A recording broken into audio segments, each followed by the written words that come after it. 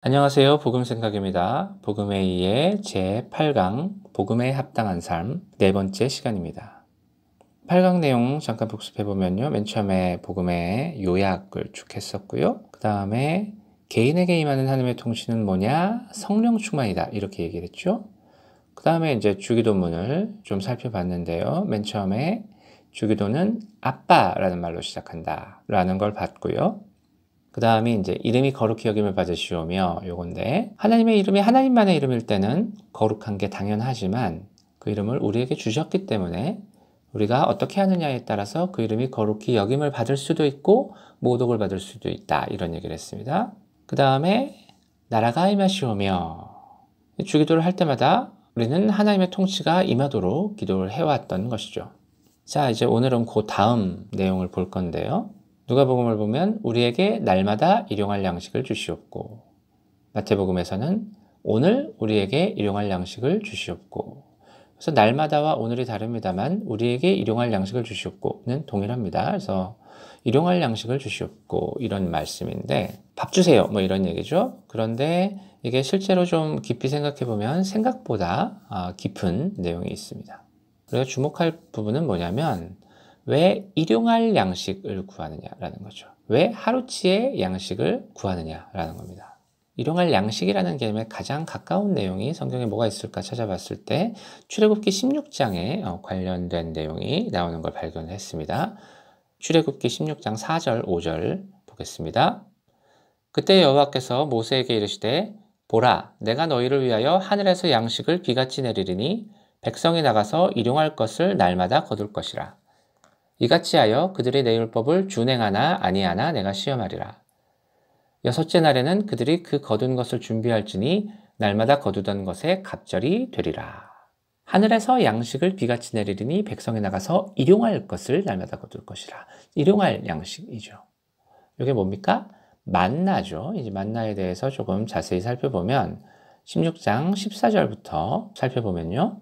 그 이슬이 마른 후에 광야 지면에 작고 둥글며 서리같이 가는 것이 있는지라. 이스라엘 자손이 보고 그것이 무엇인지 알지 못하여 서로 이르되 이것이 무엇이냐 하니 모세가 그들에게 이르되 이는 여호와께서 너희에게 주어 먹게 하신 양식이라. 여기 나오는 이것이 무엇이냐의 발음이 만나라고 합니다. 그래서 이거를 만나라고 부르게 된 거죠.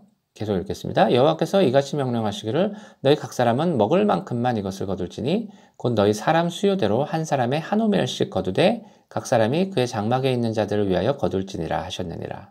이스라엘 자손이 그같이 하였더니 그 거둔 것이 많기도 하고 적기도 하나 오멜로 되어본즉 많이 거둔 자도 남음이 없고 적게 거둔 자도 부족함이 없이 각 사람은 먹을 만큼만 거두었더라. 그래서 이 만나를 주셨는데 매일매일 하루치 먹을 만큼만 이제 거두도록 그렇게 한 겁니다. 그래서 계속 읽어보면요. 어떻게 되냐면 모세가 그들에게 이르기를 아무든지 아침까지 그것을 남겨두지 말라 하였으니 그들이 모세에게 순종하지 아니하고 더러는 아침까지 두었더니 벌레가 생기고 냄새가 난지라 모세가 그들에게 노하니라. 우리가 아침마다 각 사람은 먹을 만큼만 거두었고 햇볕이 뜨겁게 쬐면 그것이 쓰러졌더라. 그래서 이 만나는 거두고 다음날 아침까지 만나를 남겨두는 것이 금지된 겁니다. 그래서 남겨놔도 벌레가 생기고 냄새가 나서 이제 썩었다는 거죠. 그래서 못 먹게 되고 어차피. 그래서 날마다 그날 하루치 먹을 양식만 거두게 돼 있었습니다. 만나는. 자, 그런데 예외가 있죠. 계속 읽겠습니다. 여섯째 날에는 각 사람이 갑절의 식물 곧 하나에 2오멜씩 거둔지라. 회중의 모든 지도자가 와서 모세에게 알림해 모세가 그들에게 이르되 여호와께서 이같이 말씀하셨느니라. 내일은 휴일이니 여호와께 거룩한 안식일이라. 너희가 구울 것은 굽고 삶을 것은 삶고 그 나머지는 다 너희를 위하여 아침까지 간수하라. 그들이 모세의 명령대로 아침까지 간수하였으나 냄새도 나지 아니하고 벌레도 생기지 아니한지라. 모세가 이르되 오늘은 그것을 먹으라. 오늘은 여호와의 안식일인즉 오늘은 너희가 들에서 그것을 얻지 못하리라. 엿새 동안은 너희가 그것을 거두되 일곱째 날은 안식일인즉 그날에는 없으리라 하였으나. 그래서 안식일 전날에는 이틀치가 옵니다. 일부는 먹고 그날, 일부는 그 다음 날을 위해서 놔둬도 썩지 않았다라는 거죠. 그리고 안식일에는 만나를 거두러 나가지 못하도록 되어 있었습니다. 그런데 어떻게 했냐면 일곱째 날에 백성 중 어떤 사람들이 거두러 나갔다가 얻지 못하니라. 여호와께서 모세에게 이르시되 어느 때까지 너희가 내 계명과 내 율법을 지키지 아니하려느냐. 볼지어다 여호와가 너희에게 안식일을 주므로 여섯째 날에는 이틀 양식을 너희에게 주는 것이니 너희는 각기 처소에 있고 일곱째 날에는 아무도 그의 처소에서 나오지 말지니라. 그러므로 백성이 일곱째 날에 안식하니라.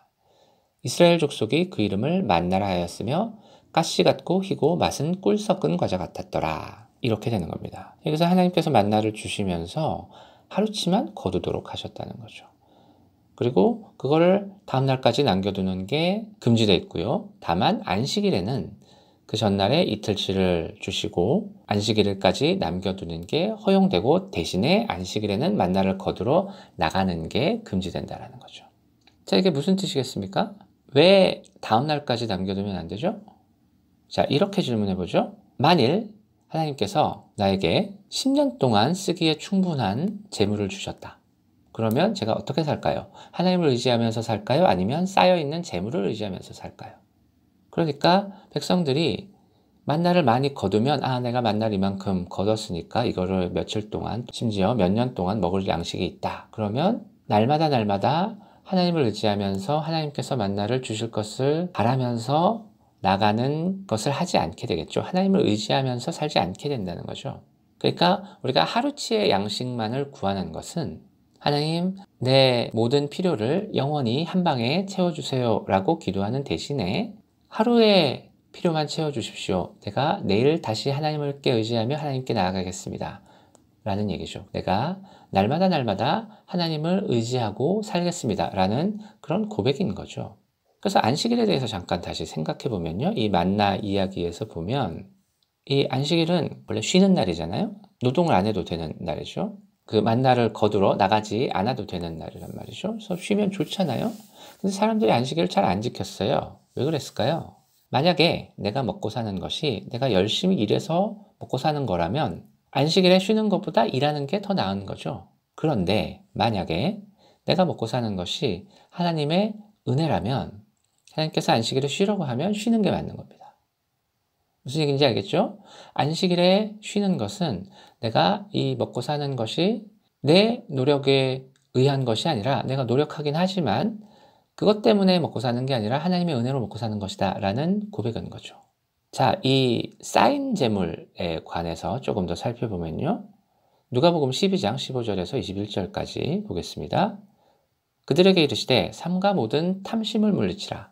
사람의 생명이 그 소유에 넉넉한 데 있지 아니하니라 하시고 또 비유로 그들에게 말하여 이르시되 한 부자가 그 밭에 소출이 풍성함에 심중에 생각하여 이르되 내가 곡식 쌓아둘 곳이 없으니 어찌할까 하고 또 이르되 내가 이렇게 하리라. 내 곳간을 헐고 더 크게 짓고 내 모든 곡식과 물건을 거기 쌓아두리라. 또 내가 내 영혼에게 이르되 영혼아 여러 해 쓸 물건을 많이 쌓아두었으니 평안히 쉬고 먹고 마시고 즐거워하자 하리라 하되 하나님은 이르시되 어리석은 자여 오늘 밤에 내 영혼을 도로 찾으리니 그러면 내 준비한 것이 누구의 것이 되겠느냐 하셨으니 자기를 위하여 재물을 쌓아두고 하나님께 대하여 부요하지 못한 자가 이와 같으니라. 자, 이 말씀에서 이 부자는 분명히 뭔가 잘못한 것 같은데요. 자, 잘 읽어보시고 이 부자가 뭘 잘못했는지 한번 지적해 보시겠습니까? 뭘 잘못했죠? 풍년이 들었어요. 이게 잘못이 아니잖아요. 그래서 곡식 쌓아둘 곳이 부족하니까 곡간을 헐고 더 크게 지었어요. 그래서 모든 곡식과 물건을 거기 쌓아뒀어요. 그게 뭐 잘못한 게 없잖아요. 그죠? 그럼 뭐가 잘못한 거죠, 이 사람이? 이제 보면서 찾을 수 있는 건 이거밖에 없죠. 이 부자가 스스로 한 말이죠. 자기 영혼에게 영혼아 여러 해 쓸 물건을 많이 쌓아두었으니 평안히 쉬고 먹고 마시고 즐거워하자 하리라. 평안히 쉬고 먹고 마시고 즐거워하는 것은 잘못이 아닙니다. 그죠? 그런데 자, 전제가 뭐예요? 여러 해 쓸 물건을 많이 쌓아두었으니 하나님께서 어떻게 생각하시는지 어떻게 판단하시는지에 상관없이 여러 해 쓸 물건을 많이 쌓아뒀기 때문에 나는 아무 문제 없다. 나는 평안하다. 라는 얘기입니다. 하나님이 나를 어떻게 보시는지 상관없이. 무슨 얘기예요? 이 사람은 하나님을 의지하는 게 아니고 재물을 의지해서 사는 겁니다. 하나님이 이 사람의 방패와 이 사람의 산성과 이 사람의 구원의 뿔, 이 사람의 피할 바위가 아니고 재물이 이 사람의 하나님이 되는 거죠. 그러니까 하나님이 내가 오늘 밤에 네 영혼을 도로 찾아오면 어쩔래? 이렇게 말씀하시는 거죠. 그래서 자기를 위하여 재물을 쌓아두고 하나님께 대하여 부여하지 못한 자가 이와 같으니라 이렇게 얘기합니다. 그러니까 일용할 양식을 구하는 태도와 재물을 쌓아두는 게 정반대 내용이 됩니다. 그죠? 그런데 그러면 이제 재물을 쌓아두면 잘못이냐? 그렇게 얘기할 수는 없죠. 문제는 재물에 대한 태도입니다. 우리가 재물을 의지하며 사느냐, 하나님을 의지하며 사느냐, 이런 얘기죠. 그 다음에 뭘 볼 거냐면요. 마태복음 6장 19절부터 34절까지를 볼 건데요. 우리가 앞에서 마태복음 5장, 6장, 7장을 보면서 이 부분을 보질 않았습니다. 왜냐하면 제가 보기에 마태복음 6장 19절부터 34절까지의 이 말씀은 일용할 양식을 주시옵고에 대한 부연 설명입니다. 그래서 여기서 다루는 게 맞다고 봤기 때문에 의와 영생에서 산상수훈을 다룰 때 이 부분은 안 다룬 겁니다. 19절부터 볼게요. 너희를 위하여 보물을 땅에 쌓아두지 말라. 거기는 종과 동록이 해하며 도둑이 구멍을 뚫고 도둑질하느니라. 오직 너희를 위하여 보물을 하늘에 쌓아두라. 거기는 좀이나 동록이 해하지 못하며 도둑이 구멍을 뚫지도 못하고 도둑질도 못하느니라. 내 보물 있는 그곳에는 내 마음도 있느니라. 보물을 땅에 쌓아두지 말라 이렇게 얘기합니다. 재물을 쌓는 것에 대해서 얘기하는 거죠. 대신에 보물을 하늘에 쌓아두라. 보물을 하늘에 쌓아두라는 말은 땅에 보물을 쌓기 위해서 우리가 드리는 노력과 우리의 마음을 쏟는 것과 우리의 시간을 드리는 것 등등을 재물을 쌓아두는데 하지 말고 하나님의 뜻을 이루는 데에 사용해라. 이런 뜻으로 우리가 이해할 수 있죠. 자, 중요한 거는 24절입니다. 24절에 이렇게 얘기합니다. 한 사람이 두 주인을 섬기지 못할 것이니 혹 이를 미워하고 저를 사랑하거나 혹 이를 중히 여기고 저를 경히 여김이라. 너희가 하나님과 재물을 겸하여 섬기지 못하느니라. 우리가 하나님을 섬기거나 돈을 섬기거나 둘 중에 하나인데, 자, 우리가 하나님을 섬기는 건지 돈을 섬기는 건지 어떻게 알 수 있을까요? 하나님이 계시기 때문에 우리가 살아갈 수 있는 것인지 아니면 우리가 갖고 있는 돈 때문에 살아갈 수 있는 것인지, 우리가 하나님이 함께 하시니까 그래 내가 자신 있게 당당하게 살아갈 수 있어 라고 생각하는 겁니까? 아니면 내가 은행 잔고에 돈이 이만큼 있으니까 내가 자신 있게 당당하게 살아갈 수 있어 라고 생각하는 겁니까? 어느 쪽이 더 강합니까? 그 강한 쪽이 주인이고요. 그 강한 쪽을 섬기는 겁니다. 한 사람이 두 주인을 섬기지 못한다는 거죠. 하나님과 재물을 겸하여 섬기지 못한다. 이런 얘기입니다. 쭉 이어서 가보면 그러므로 내가 너희에게 이르노니 목숨을 위하여 무엇을 먹을까 무엇을 마실까 몸을 위하여 무엇을 입을까 염려하지 말라. 목숨이 음식보다 중하지 아니하며 몸이 의복보다 중하지 아니하냐. 공중의 새를 보라. 심지도 않고 거두지도 않고 창고에 모아들이지도 아니하되 너희 하늘아버지께서 기르시나니 너희는 이것들보다 귀하지 아니하냐. 너희 중에 누가 염려함으로 그 길을 한 자라도 더할 수 있겠느냐. 또 너희가 어찌 의복을 위하여 염려하느냐. 들의 백합화가 어떻게 자라는가 생각하여 보라. 수고도 아니하고 길쌈도 아니하느니라. 그러나 내가 너에게 말하노니 솔로몬의 모든 영광으로도 입은 것이 이 꽃 하나만 같이 못하였느니라. 오늘 있다가 내일 아궁이에 던져지는 들풀도 하나님이 이렇게 입히시거든 하물며 너희일까 보냐. 믿음이 적은 자들아. 그러므로 염려하여 이르기를 무엇을 먹을까 무엇을 마실까 무엇을 입을까 하지 말라. 이는 다 이방인들이 구하는 것이라. 너희 하늘아버지께서 이 모든 것이 너희에게 있어야 할 줄을 아시느니라. 자, 유명한 말씀입니다.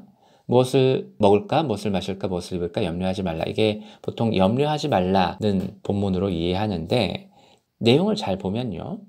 목숨을 위하여 무엇을 먹을까, 무엇을 마실까, 몸을 위하여 무엇을 입을까 염려하지 말라. 이렇게 얘기하는 겁니다. 이게 어떤 상황이죠? 굶어 죽을 수도 있는 상황인 겁니다. 그냥 하나님이 뭘 원하시는지 알겠어요. 하나님의 뜻에 따라 살려면 어떻게 살아야 되는지, 하나님의 통치에 따르려면 어떻게 살아야 되는지 알겠어요. 그런데 문제는 뭐냐면 그렇게 살면 굶어 죽을 것 같아요. 이런 상황에 있는 사람에게 주시는 말씀이에요. 무엇을 먹을까, 무엇을 마실까, 무엇을 입을까 염려하지 마. 자, 그 다음 절을 보면 확실합니다. 그런즉 너희는 먼저 그의 나라와 그의 의를 구하라. 그리하면 이 모든 것을 너희에게 더하시리라. 이 모든 것은 먹을 것, 마실 것, 입을 것, 기타 등등 우리의 모든 필요를 얘기하는 겁니다. 그러니까 먼저 그의 나라와 그의 의를 구하라 라는 거죠. 하나님, 먼저 하나님의 나라와 하나님의 의를 구하고 싶은데 어떻게 하면 그렇게 하는지도 알겠는데 그렇게 하면 굶어 죽을 것 같아요 라고 말하는 사람에게 하나님이 하시는 말씀이에요. 너희는 먼저 하나님의 나라와 하나님의 의를 구하라. 그러면 이 모든 것은 다 채워줄 거니까 염려하지 마. 무엇을 먹을까, 무엇을 마실까, 무엇을 입을까 염려하지 마. 이렇게 하시는 겁니다. 이 맨 마지막 절 34절 이렇게 끝납니다. 그러므로 내일 일을 위하여 염려하지 말라. 내일 일은 내일에 염려할 것이요 한날의 괴로움은 그날로 족하니라. 그러니까 일용할 양식만 구하는 거죠. 그러니까 이것이 우리의 필요를 채워달라는 기도이기도 합니다만 한편으로는 우리가 우리의 필요를 채워주시는 하나님을 신뢰하면서 하나님을 의지하면서 내가 먹고 살 걱정 안 하고 하나님의 뜻에 나의 모든 인생을 던지겠습니다. 라는 그런 태도로 하는 기도인 겁니다. 그래서 여기서 암묵적으로 포함된 서원은요. 하루하루 하나님만 의지하면서 하나님의 나라와 하나님의 의를 구하며 살겠습니다. 내가 먹고 살 걱정 안 하고 그렇게 달려갈 테니 먹고 살 걱정은 하나님께서 대신해 주십시오. 이런 얘기입니다. 그러니까 결국 뭐예요? 그의 나라를 구하는 거예요. 하나님의 통치를 구하는 거예요. 자, 10계명과는 뭐랑 연결되겠습니까? 네 번째 계명이죠. 안식일을 기억하여 거룩히 지키라. 자, 오늘은 여기까지 하고요. 다음 영상에서는 주기도문을 마무리하겠습니다.